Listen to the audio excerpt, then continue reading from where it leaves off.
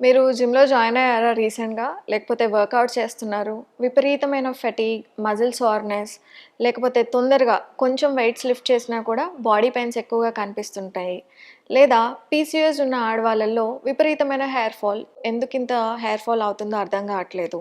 లేదా చిన్న చిన్న వాటికి యాంగ్జైటీ విపరీతంగా పెరిగిపోతుంది. చిన్న వయసు ఉన్న వాళ్ళల్లో కూడా ఆటోఇమ్యూన్ డిజార్డర్స్ కనిపిస్తున్నాయంటే వీటన్నిటికి ఒక మేజర్ వైటమిన్ డెఫిషియన్సీ ఉంది. అదేంటంటే వైటమిన్ డి. వైటమిన్ డిని మనం కేవలం రెగ్యులర్ వైటమిన్ లాగా అనుకుంటాం కానీ, దీని ఇంపార్టెన్స్ మోర్ దాన్ వైటమిన్ ఇది ఒక హార్మోన్‌గా పనిచేస్తుంది. అంటే ఏంటంటే, మీ సెల్స్‌కి, సిస్టమ్‌కి మధ్యలో కమ్యూనికేషన్‌ని పెంచుతుంది. ఎప్పుడైతే ఈ కమ్యూనికేషన్ మిస్ అవుతూ ఉంటుందో, అంటే లో వైటమిన్ డి లెవెల్స్ బాడీలో ఉంటాయో, ఫటీగ్, వీక్‌నెస్, మజిల్ సోర్‌నెస్ అంతేకాకుండా hair fall, anxiety issues and బోన్స్‌కి సంబంధించి బ్రిటిల్ బోన్స్ కానియండి, లేకపోతే వీక్ బోన్స్ లాగా అనిపియడం పెరుగుతూ ఉంటుంది.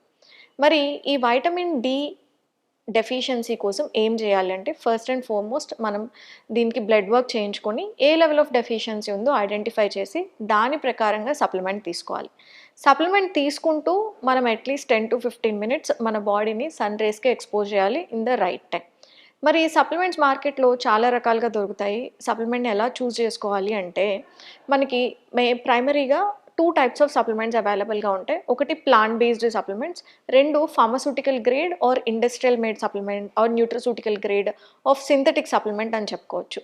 ప్లాంట్ బేస్డ్ సప్లిమెంట్‌కి బయో అవైలబిలిటీ చాలా తక్కువగా ఉంటుంది. మీరు తీసుకున్నా కూడా దాంట్లో యాక్టివ్‌గా ఫార్మ్ ఆఫ్ వైటమిన్ డి అన్నది తక్కువగా ఉంటుంది కాబట్టి, నేనెప్పుడూ గూడా ఫార్మాస్యూటికల్ గ్రేడ్ కానీ, లేకపోతే minimum 2000 IU 20,000 international units per day ఉన్న మోతాదున్న సప్లిమెంట్‌ని చూజ్ చేసుకోవడము, యాక్టివ్ ఫార్మ్ ఆఫ్ వైటమిన్ డిని చూజ్ చేసుకోవడం చాలా ఇంపార్టెంట్.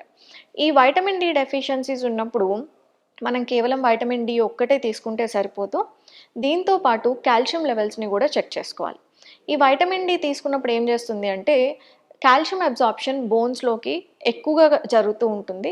దీనివల్ల కొన్నిసార్లు ఎక్కువ మోతాదు వైటమిన్ డి తీసుకొని, మనకి మెగ్నీషియం, వైటమిన్ కే2 డెఫిషియన్సీస్ కనిపిస్తూ ఉంటే గనక, మనకి ఈ ఎక్సెస్ ఆఫ్ కాల్షియం ఆర్టరీస్‌లో డిపాజిట్ అవ్వడానికి ఛాన్సెస్ ఉంటాయి.